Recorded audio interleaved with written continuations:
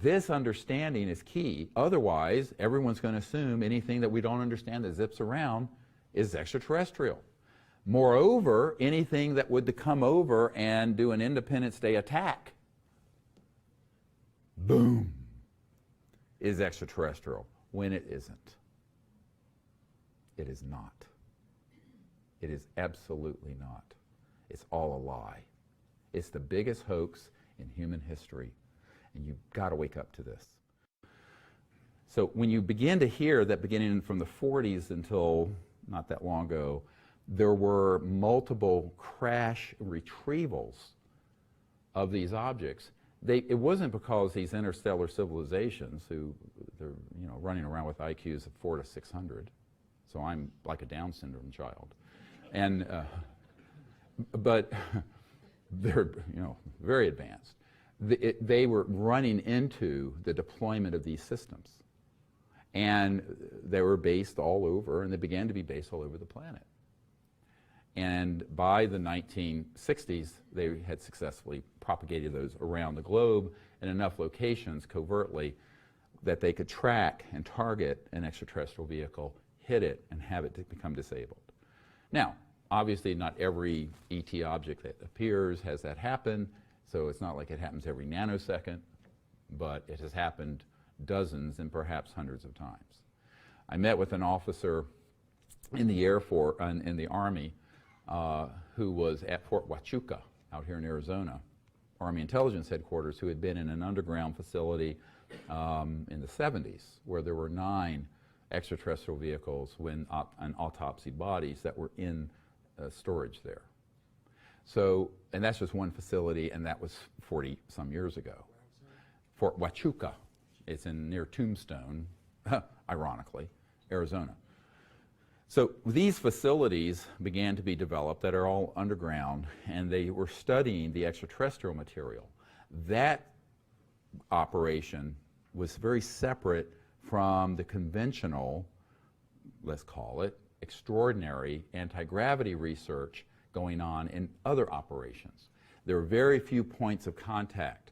So this is where you get into a complex understanding of TSSCI, Top Secret Special Compartmented Information or Intelligence.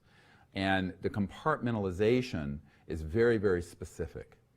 And there could be people working on, say, gravity control systems for the Lockheed Skunk Works, but they weren't allowed to talk to and didn't know anything about the people studying the extraterrestrial materials, but there would be a few points of contact that would bridge it over. All right, but very few, very tightly compartmented. That's how that is structured. And I have had the privilege of interviewing people who've worked on both sides. Now, when you begin to consider then, we've had over 60 years, 62 years, and trillions of dollars in black budget unacknowledged special access funding, USAP, unacknowledged special access, completely black, funding of this kind of research and development, both on extraterrestrial material and on other conventional, and the then augmentation of the conventional anti-gravity human with the extraterrestrial studied material, you can begin to realize that what's out there that humans control is fearsome and awesome. And unfortunately, to the lay person or to the average general, admiral, or president, is indistinguishable from an extraterrestrial object in their mind. So that is really the danger point. That is where you have the risk of you being able to take these objects that are 100% man-made and, for example, this boomerang flying object seen through around the Hudson Valley, I believe this one, and the Hudson Valley events and the reported up and down, I think it was 88, something like that. And people got right up underneath it. Look what's underneath. Can you see that? Little tubes and structures and grids and what have you. That's not extraterrestrial. That's man-made. Probably out of the Boeing Phantom Works out of Seattle. And they were just seeing what the public would do. So people were stopped on the freeway reporting it. Tens of thousands of people saw these. Silent. A little bit of a humming sound, like a transformer. 100% man-made. 100% fooled everyone looking at it. Thought it was E.T. This is what I'm saying. The false flag's already happened. But they've been beta testing the system with these kinds of events. Another one that was reported are the big flying triangles, 200-300 feet across. Remember these? Belgium, other places. Look underneath.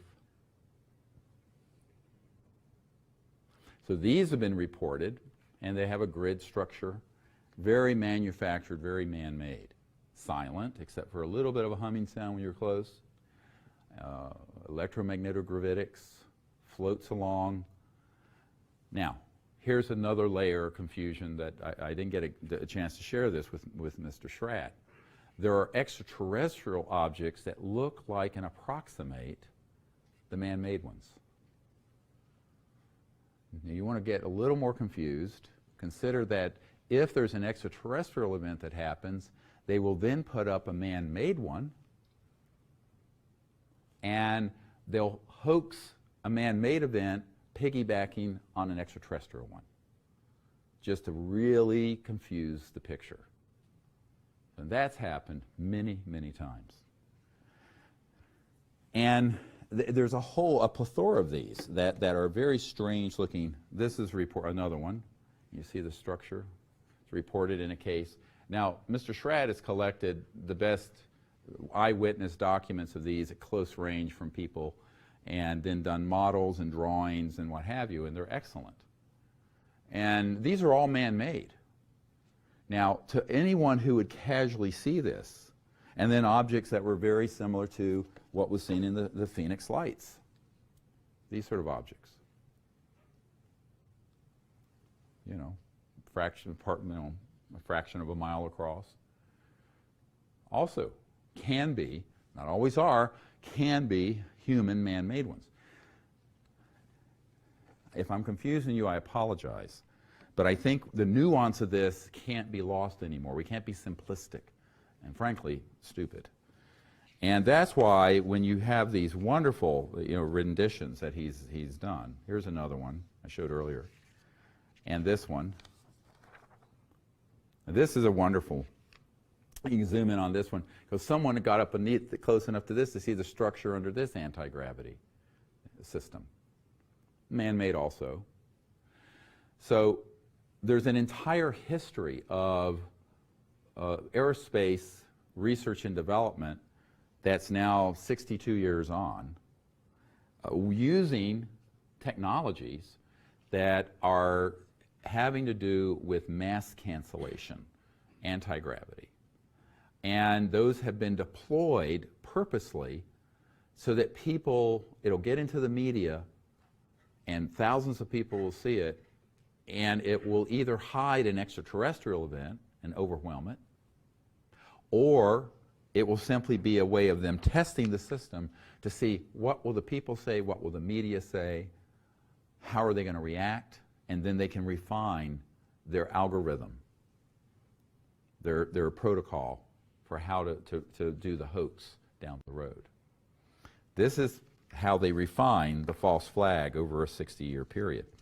Now, one of the people who you all have heard of, I'm sure, who was the Lockheed Skunk Works head for years until he passed away, is Ben Rich. And, I have people who were at meetings with him where he confirmed that we had things that could, quote, take E.T. home.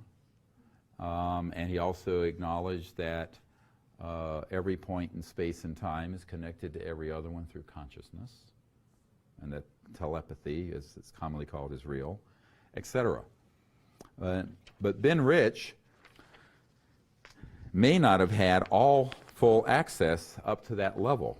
And in some letters that we have, courtesy of Mr. Schratt, and these are, I just laid eyes on these today, I have a letter, Lockheed Advanced Aeronautics, to a gentleman, Mr. John Andrews. He says, and the first letter that was written to him was, do you think that the UFOs are real, and et cetera, and so on.